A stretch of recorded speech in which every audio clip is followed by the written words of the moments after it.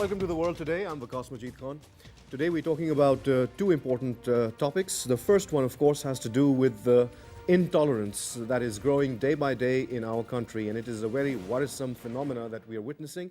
We are all, as citizens of Pakistan, extremely worried about in which direction our country is headed, and episodes such as the one that we have witnessed in Charsada, where a student has murdered his principal after being enraged for being castigated for skipping classes. That is the situation that we find ourselves in today, and who is responsible for bringing this country to this state of affairs? That is going to be a question that we will be asking.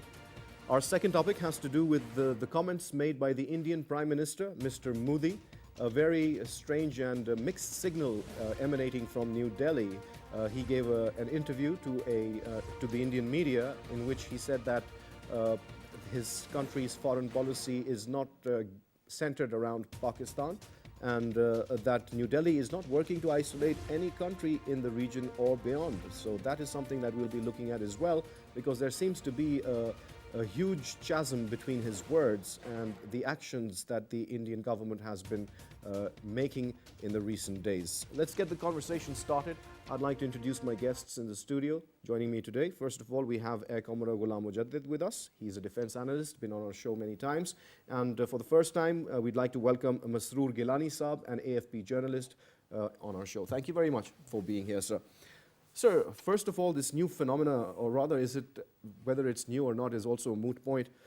But what we've seen is a huge increase in the number of such cases where you are demonstrating the growing intolerance in our society, sir. In your opinion, sir, where would you lay the blame for this state of affairs? I think the blame or the reasons for this intolerance and unacceptance of the views by others or various dimensions of the problem lies in Pakistani society itself. I think we have created a society where the argument is not based on the logic and the intrinsic value of the argument. It is based that on the rightness of the threat to use the violence against the one who is making a different argument. I mean, the paradigm in which we argue or we have the standpoint over a different issue is not on the merit of the argument, what is right, what is what is the philosophy, the ideology, the theory behind it, but it is on how can a person harm the one who is giving a different argument. So it is that kind of this. The values of respect, self-respect, the value of honesty, the value of being straightforward and looking at the problems in order to solve and be good to other, they have eliminated or they have been constrained. And what has then therefore proliferated is a situation which is called normlessness in the society. A society where positive values are not pursued by people, so normlessness gets implemented, and the morals get fractured or they go absent from the society. And what we see is a kind of resort to the basic animal instincts instead of humane instincts, because it is the normlessness, it is the lack of positive values, it is the mutual respect and understanding and the sociology of living together that gets waned or gets extinct and is replaced by the brutality. So that is what has happened. I think we need to be more introspective and look at ourselves instead of looking elsewhere for the causes that or for the condition that we have found ourselves. Well, it's very interesting things that you mentioned, sir. First of all, the difference in opinion, views of various people if they differ from you, the ability to agree to disagree, then also the ability to take criticism in a positive manner. They're all missing now in our society. What we are witnessing is a complete degeneration of our social fabric. That is a very worrisome situation, Maroor Saab. How important do you think the element of education or the role of education has been in this country in order to halt this descent into hell, I would say? Yes, first of all, I agree with Air Commodore Saab that as a whole, as a society as a whole, we are responsible for this situation. And right now, as you have mentioned, education, well, it starts from your home. In school, you learn, to read and write, but the foundation is laid in your home, in your house, how you are being guided by your parents. Are our parents, or as a parent, we are telling our children the values of tolerance, listening to others, humility, or accommodating others' point of view, like a sportsman spirit is also one of those things which is missing. When they and when kids go to school, I mean, they are just focused on rote learning. They are a fixed curricula. Teachers are just interested in giving the lecture or teaching them children arithmetic, ABC, And the and whole then they system is driven leave. towards passing exams or getting grades and Yes. then getting a job. And as far as the grooming and the growth of an individual as a human being in a holistic way is being ignored. Yes. Is that what you say? Yes, at schools, such things are not taught, because like the tolerance or having the diversity of views and diversity in a society as a whole. And also the Yes. ability for an inquisitive mind to question Yes. is also being completely put down in our society. Now that is also a very tragic and worrisome situation where people are not allowed to even ask a question for fear, Yes. out of fear. So let's talk about the particular case, sir. Now we have a student from the 12th grade coming to his college and shooting dead his principal, and the reason for that was being reprimanded for skipping school for 3 days. And then he turns around and accuses the principal of blasphemy and justifies his murder and says in his own words, "I have been taught to kill, to not be afraid." And he tells the arresting officers, "You can kill me. I am not afraid to kill." These are his words. Now, so that is a very, very dangerous situation. And this is one individual. And in our education systems, in our schools, how many of such individuals do you think would be sharing his point of view or his thoughts, or getting enraged at a teacher for reprimanding them and turning around and killing them? Yeah, as I was saying earlier, that the edifice of the society has been based on this very thing, that instead of laying the personal example, the humanitarian or humaneness, instead of exhibiting that, you want to win by violence, by killing and by getting killed, not by living and letting others live. We are ready to kill ourselves and kill others, and we do not contemplate much on living ourselves the life of comfort, dignity and honor, and letting others live the life of dignity, honor and comfort. You look around the society, you will find many incidents where we indulge into the violence on the accusation of some kind of supposed that since they are not holding our religion and our point of view, they must be blasphemous and they deserve killing, and therefore they deserve killing. Not on the basis that, well, Islam, our religion, is the religion of peace. The very definition of a good Muslim is that how far others are safe from his curse. From his words and his actions. And from his actions or something. So instead of probably it has been made difficult for the individuals or the collective organizations in Pakistan maybe to live peacefully and to argue in a constructive way. That is difficult. What is easy? To live in a violent state of affairs and to just get into the violence whenever there is a disagreement or intense conflict of interest. I would just hasten to point out that our institution of family in Pakistan, we need to seriously look at the family values that are being taught. We need to seriously look at the behavior that goes on in our families. The father and the husband is ridiculing and indulging in violence with his wife, and similarly there are children.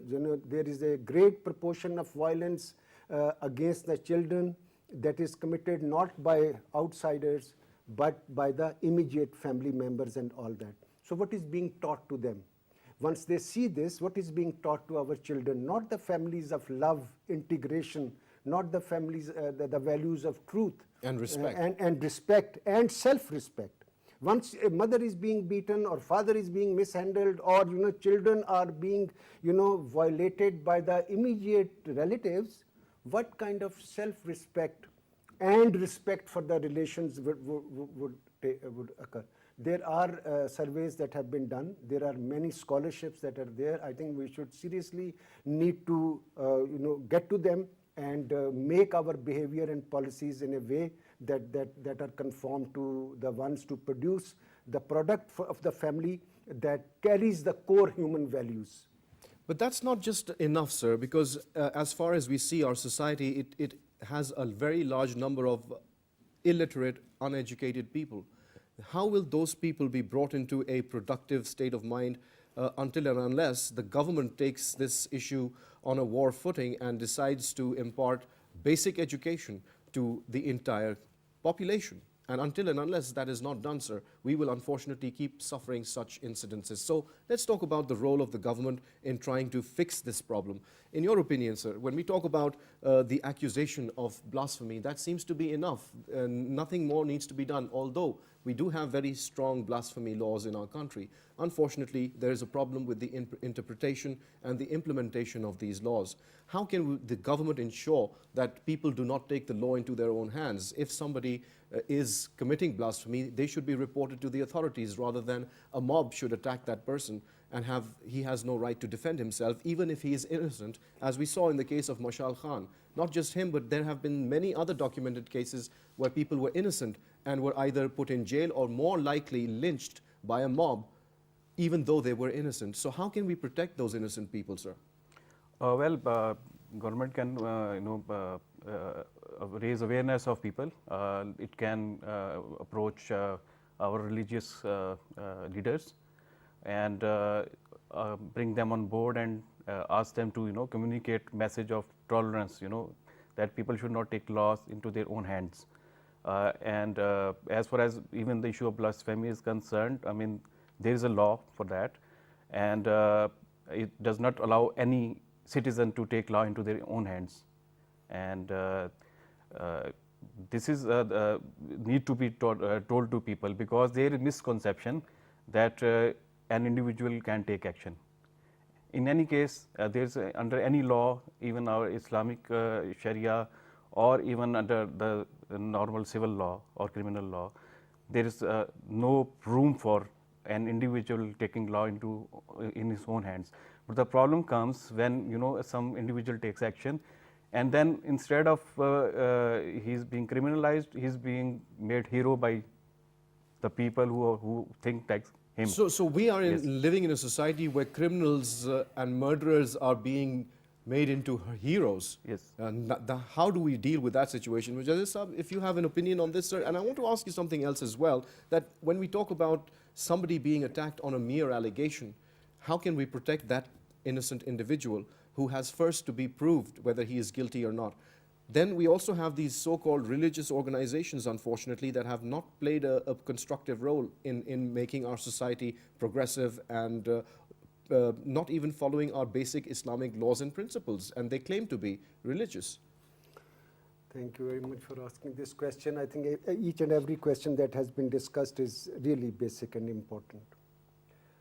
I would draw your attention to another school of thought that bases its argument on the strength of the society and not as much on the strength of the state which a society creates. The basic argument is that state, whom we are making responsible and probably blaming, itself draws out of the society. It doesn't come from any other planet. It comes from the society. Your brother, my children, would be some functionary in the state, and it will be Pakistanis who would be the people of the state. Society needs to be reformed. Society makes the laws for itself, for its regulation. We make the law for our regulation, and we have to follow the law. Not, and we don't, the society doesn't make the law, the Parliament of Pakistan or Punjab Assembly, Assembly of a province, doesn't make law for outsiders. Why do they make law? Because we, society, sends them to please legislate according to the need so that the society gets regulated. From where it stems from the society. Who has to enforce it? We ourselves have to enforce it.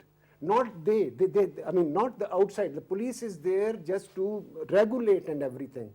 But the law was necessitated, and it was made by the people, by the society itself. In theory, sir. In practical also, and therefore who is to uphold the law? I mean, and why the law is there?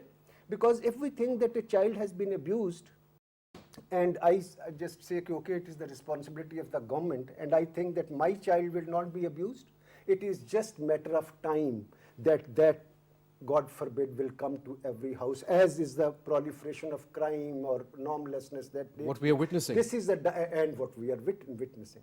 So, sir, I think we need to look at our own selves, and the government that we are in the habit of blaming.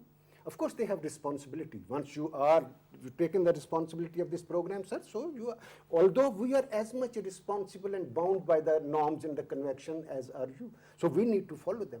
If the society says, okay, such a such person is a hero just because he did this act, and nobody has said that, no, he's not a hero, please. He's not a hero, he's a murderer. And the due process of law for us. Whose law? Pakistani's law. Our law. And whose concepts of Islam, who says it is the life that needs to be given and not taken. And if you want to decide to take the law, it is the ijma, the centrality of the people, who is to decide. The adalat, the court, the justice has to take place. If everybody starts to do justice and we start to appreciate, okay, he's done this thing, I don't think that the buck will stop anywhere. We will just get to the lower stages of degeneration than what we are. That's very, very sad and worrying, sir, what you're saying, and there's no doubt in what you're saying is absolutely true. But you spoke about society, sir, and this responsibility, the collective responsibility of society as a whole, which stems from the basic unit of a family, where the parents are also responsible in teaching their children the right norms. But if those parents are also illiterate and uneducated, what can we expect them to teach their children? Moreover, sir, society as a whole needs or usually does look up to the government to take the lead, to follow. So I think we do need to put some blame on the steps of the government, because they're not doing their job adequately, which is why we are seeing the symptoms of that malaise. How do we correct that, sir? How is that realization going to sink in to those powers that be that are running affairs in the country? And isn't it their responsibility, sir? No, it is just not, they are not alone responsible for this. I mean, the government alone cannot tell children that, okay, you do this and you don't do this. This is the responsibility of parents. So it has to start from, again, from the basic, from the family unit, where parents tell their children, but as you pointed out, that parents are not literate. So that goes, that's linked to the education. How many people have access to education? But there are still millions of children out of school in this age. Like 25 million children are not going to school. Yeah, so but if you look at the Constitution of Pakistan, they're supposed to provide education is a basic right. Is a basic right for every individual, and that law is not being so implemented. Tomorrow, so that again is the problem. Tomorrow, these illiterate children become illiterate parents. So they are not able to guide their children how to live in the society, and how to be tolerant, and how to live peacefully, and how to accept others' point of view. Then comes the responsibility of the teacher in the schools. Again, the same problem, we don't have all the kids in school. So it's a vicious circle, it's multiplying, it's very dangerous, it's alarming, and that's why we are seeing so many incidents. You know, even this guy who killed his principal, he was lucky to be in a school, in a college, but the education which he got, he could not, tell the right from wrong. Absolutely, Yes. sir. Now we've been joined on the line by Haris Khaliq. He's a social worker and a journalist and a poet. Thank you very much, Haris, for joining us. Could you please share your views on this latest case where a student has upped and killed his principal for being castigated for not attending college and attending some other religious gathering at Faizabad? Would you like to please comment on that? I think it is a very sad day, another sad day in our history, and we have brutalized our society so much and have used a religion as a tool to oppress and to marginalize and actually to kill. And this is a really I think it is about time that we introspect.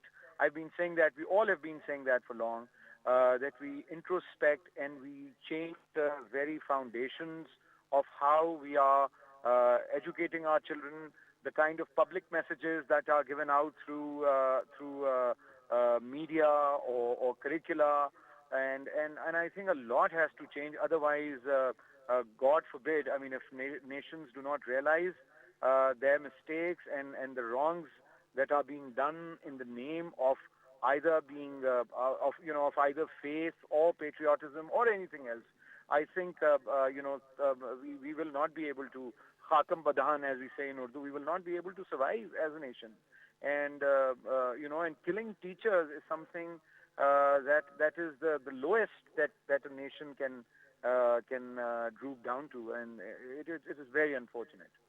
What lessons, if any, do you think society as a whole and specifically those who are running the affairs of this country should be taking from this incident, Haris? Well, this is not the first incident, I'm afraid, and this is not the last incident, if I may say so, because the kind of forces of bigotry and intolerance that we have unleashed over the past 30, 40 years, they are taking a toll and on all of us. And something that I would really want to remind our politicians and people sitting in the parliament is that the way they were using the issue of a revision in an oath of parliamentarians, the way they used it and the way they brought in religion to malign each other, I think they should learn from such incidents. And we are actually putting everybody's life in danger. But it is not about individuals. It is about our social and our national life. We have put that at stake. And the sooner we learn from such incidents, the sooner we learn not to use faith and not to use people's emotions to settle scores with our political or ideological adversaries, the better it will be. Well, thank you very much, Haris, for sharing your views with PTV World. So you heard what Haris had to say, a lot of truth, straight talking by him. One thing that he mentioned was the social contracts between the citizen and the state. It seems to be completely fracturing at the seams as we see it. What can be done, sir, to arrest this decline? And it's going to be a very tragic situation, as Haris was just mentioning, that it would really be, stressing the existence of the state. It is far more existential threat to the state than any terrorist forces or any other force against the country. Society and state comes into existence for the purposes that its individual units or individuals, and once they combine together, that society and collectivity lives a life of dignity, order, happiness. That is why societies and countries are created and made. Countries and societies are not made to fight, to engage in a perpetual fight with somebody. And societies are made for itself, for its own existence, a shared existence. Look, the collective consciousness, sir. Exactly. And if that shared existence is threatened by the forces of disintegration, whatever they're violent forces and all that, if the political game is about how to disrupt the society and get a particular share in a situation or an issue, then I'm afraid he's absolutely right. We are heading for something that is Disastrous. that is antithesis of organized society. There is no doubt about that. The social contract is this, that well, we bargain our shared existence in a dignified manner with you as being the, at the helm of the affair, so that you ensure that this existence remained dignified, virtuous, based on norms, higher values, and people look at this society, oh, they're Scandinavia, oh, great nation, they're the Turkey, great nation. So this is how the societies are made, and they are supposed to do that. But if we want to, milk our political power out of division, then I'm afraid there is nothing stop. I mean, it will not stop anywhere unless the complete, God forbid, process of disintegration takes place. The contract is that we must believe in the people whom we have chosen over there, and their job is nothing but to ensure that people of Pakistan get what they deserve to get. That means that for which the very state comes into existence, and that is that we should be integrated, dignified, and we should have a shared, sure future for our generation and for ourselves. That is a social contract. Absolutely, sir. Let's also talk about the situation of our collective conscience as a nation, a Pakistani nation. It seems that with each passing decade, our collective consciousness seems to be taking a battering, and it seems to be sinking lower with each passing decade. How can we arrest this decline? I think most important thing is education. We need to inculcate these values into our education system. Like the good citizenship, it is not taught anywhere. Even the political science students, they are not aware of what is good citizenship is. This is what is the responsibility of an individual towards society. So how an individual should live in a society, it's not taught anywhere. So this needs to be taught. I remember I was when young in school times, when only PTV was there. There used to be very good messages about traffic, how to drive safely, what is the right of pedestrians, and what these lanes or the road markings mean. So those things are still in my back of my mind. When I go and drive, I drive safely, and many people who at that time they watched, it improved their behavior. So such public messages should be on media. The importance of good citizenship, that how an individual action can make the society good as a whole. So it starts from one individual.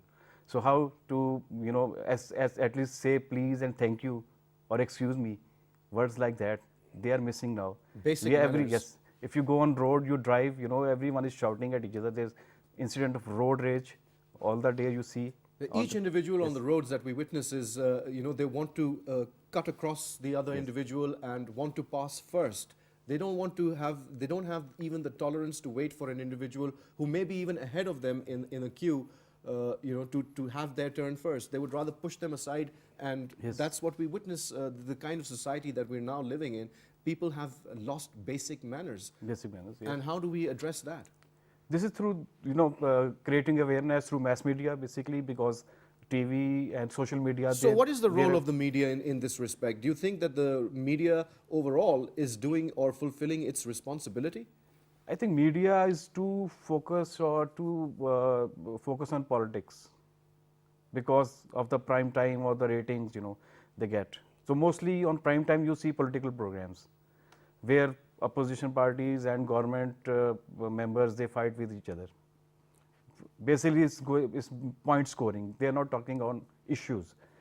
So what they need to do is also sometimes leave that point scoring and join together and ask people to respect the individual, to respect human beings. Again, sir, when we talk about that, we always look towards a certain policy. A policy directive needs to come from somewhere. That seems to be missing. Even when we talk about the National Action Plan, there seems to be a complete absence of a coherent policy when it comes to how we're going to be changing or projecting Pakistan's narrative in the fight against terror. That is also missing. And similarly, when we talk about such incidents that really shake the core of the nation and the soul of the nation, we still don't see the appropriate response coming from the quarters that we look up to for guidance. Mujadid Saab? Sir, this is a very interesting question, again, an often oft question. If an individual starts to think, he will come to this very question that where is the policy and where is that coherent policy? Paradoxically, we are into this situation of terrorism and anti-terrorism since 2001, once the Twin Tower thing took place and the repercussions came to our this thing, and apparently the highest responsible organizations and offices of Pakistan are involved into taking their part, and they have done a pretty good thing. But strangely, it was in 2014 that we had some document in the name of National Action Plan. Why? Why did we have that? Why should we not have it at the first place? Because we entered into this situation because there was something terribly lacking. So why was that narrative or whatever is now it is now called not made the first thing? Having said that, sir, our narrative and our national security policy and our National Action Plan is very vivid and it is very simple. It's very, very simple. And where is it? It is in the Constitution of Pakistan. The Constitution of any nation is its biggest national security policy, national economic policy, national defense policy. We don't have to go anywhere. What is to be Pakistan? What have we decided in our Constitution? It has to be a democratic, Islamic, in a way that everybody is safe. I mean, Islam in practice. Not in discussions, Islam in practice, that from me, he is safe. And I am his support and he's my support. This is what the basis of any good polity and any good society is. That is the policy, sir. And what is it that we need? The power has to be with the government. There has not to be a single organization of two people even who should have weapons of any sort or influence of any sort that is not wielded under the Constitution. Not even two or one individual in Pakistan. This is given. We don't have to go anywhere. And I'll again say, we didn't have to wait for the Peshawar incident to take place to come out with what is known as National Action Plan. The plan should already have been made, and it is very simple. The Constitution is there. We need to follow the Constitution of Pakistan in all dimensions: social, economic, political, letter and spirit. In letter and spirit. Unfortunately, do you see that happening, sir? Sir, it has to happen. I mean, if I don't see it, so that is the answer of all this malice that is going on. And we wish we see. I mean, do you think that there is a heinous crime, let's say, supposed to be committed on this thing? Would you, as a civilized citizen, would favor this, that the people should go and lynch and somebody should, even the children and no, you will say, okay, hold him, get him to the court, have the due process of law run, because once the process of law will occur, the judicial system will occur, we will also find out the reason why did he do it, and we will then implement and look at those areas and plug those gaps also. Absolutely. That is the process of judiciary and of law implementation. Very important thing, sir, that you have raised. That is the issue when we have such individuals being created in our society who fall to the level of committing atrocities against innocent children, then there seems to be something gravely wrong with ourselves. And overall, as a society, we need to fix those individuals and those problems that bring those individuals into existence in the first place. Yes. And how are we going to go about that, sir? How are we going to go about doing that, creating that society where these individuals they don't exist? I mean, the individuals who are on the positive side of taking them to task are the individuals who have done the crime and Both, they disappear. Sir, both cases. So that is the weakness of the society or the state, so to say, which society makes, and it doesn't come from outside. This is the weakness of that. No, unless we are able to, what is a state? What is the state? A state is an organization which implements authority. If we are not able to do that, who is the bad guy, who is the perpetrator of a certain deviance. If the state or its apparatuses, whatever they are known as, are not able to detect them and to take them to the task, and if the courts are not quick to give decisions on them, then and therefore what we need to do? We need to do all this. That it's the state's job to come to know about a crime before it actually is to take place through the means that it has. This is why, I mean, you have to preempt. What to talk of letting a crime happen? You have to see the there's no long-range radars that are there, mental radars and procedural radars. They are there in the societies. They know the trends, and they stop before a trend actually gets into some tangible form. So that is, and who can do it and who should do it? By the laws of the society, the ones who have this, by the ones whom the society has given the authority. Absolutely, sir. So we'll leave it at this because this is a very troublesome topic, and unfortunately there are no real solid answers that are available for this situation. Of course, it is a collective failure of us as a nation, and that needs to be looked at by those who are the protectors and those who represent the nation. I think foremost responsibility lies with them, and they must take those responsibilities by the horns and fulfill them. We'll take a short break over here, and when we return, we'll talk about Mr. Modi and his comments regarding relations with Pakistan. So take a break, we'll be right back.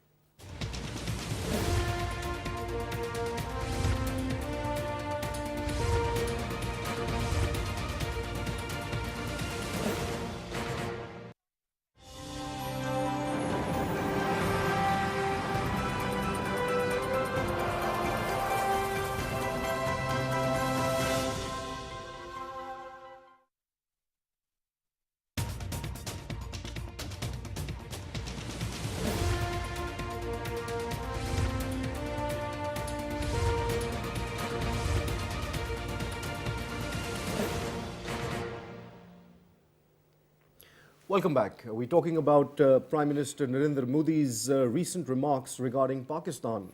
Let's get the conversation started in that sense.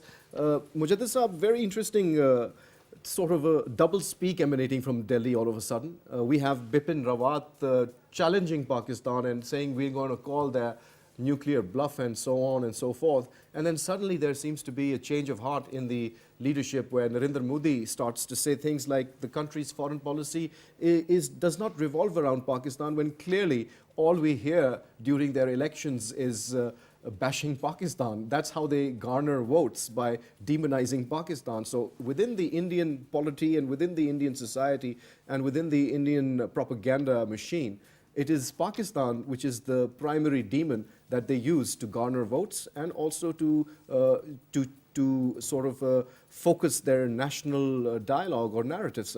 So in your opinion, sir, what do you think was this what brought about this change of heart that the Indian Prime Minister had to say that we must fight together against disease and poverty, and we will win faster if we do so? Okay. I could give you a very simple answer, an answer that is very familiar to our ears and all that. And I could, degrade Modi Saab's statement. But then it would hide the fact that a country behaves according to its self-interests, its national interests, and says and does things which strengthen it. So Modi Saab's interview was in context of India's internal politics and external choices. And the addressees of Modi Saab's interview was India. And outside India, the Indian community and India's enemies and India's friends. Okay? It was not specific for Pakistan. Okay? And the remark that he gave for regarding Pakistan, it was, I think, more than 1 hour long interview, 1 hour, 12 minutes, 20 minutes or so. And it was just 1 or 2 sentences that he spoke. And he said that India's foreign policy is not a country-specific policy. and and its sole aim is not only to isolate Pakistan. He's right, because India is a big country. Any country's foreign policy is not based on one country, please. It should not be. India, being a country, and it can choose to have any direction, any vector of the foreign policy that it wants to. What is the basic criteria? That what it thinks is in its national interest, okay? But having said that, he nevertheless said that Pakistan is not the focus of the Indian national policy, and technically it is correct. It doesn't have to be. Not only for India, Pakistan, but for Pakistan, not a single country or two countries should be the very focus of its foreign policy. I mean, you can have the best of relation with 1, 2, 3 countries, but you should have the best of relations with all countries, as many countries as possible. That was the foreign policy articulated by our founder. Founder of the, yes, and we will have peace within, and we will have peace without means with everybody else, and Pakistan beyond our will borders. have good relationship, nice relationship, conflict managed relationship with the external world.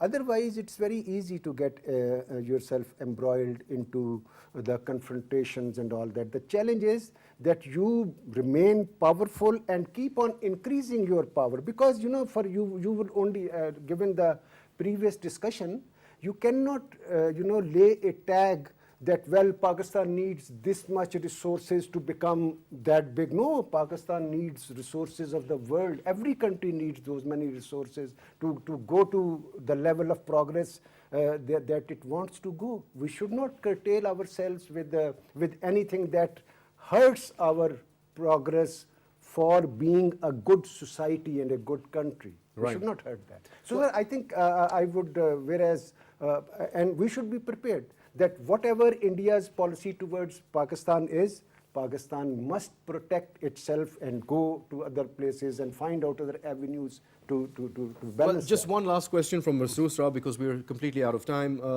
When we see such remarks being echoed by the Prime Minister of India, should those remarks be taken in a positive and a welcome sort of vein, or should we be careful that such words are being uttered, because the reality on the ground is completely the opposite of from what is being said? Yes, I agree. The reality is completely opposite. Like, he's talking about peace, and then he's, having civilians murdered on the line of control. Yes, line of control and working boundary. Daily they are killing innocent civilians. Right. Plus, there are gross human rights violation inside Kashmir, in Indian-held Kashmir. So, and within the other parts of India as well. Other parts of India, but mainly from Kashmir, the India wants international community's attention diverted from its human rights atrocities in Kashmir. Yes. So that's why he's just putting a good face to the world that we are peaceful. So we should be careful of those words. Yes, we should be careful. Thank you very much, gentlemen, for taking out the time and sharing your views with PTV World, sir. Once again, thank you.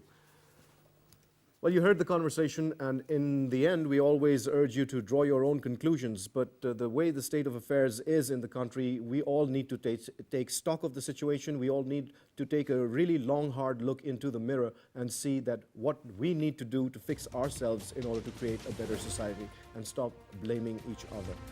On that note and with that hope, it's goodbye.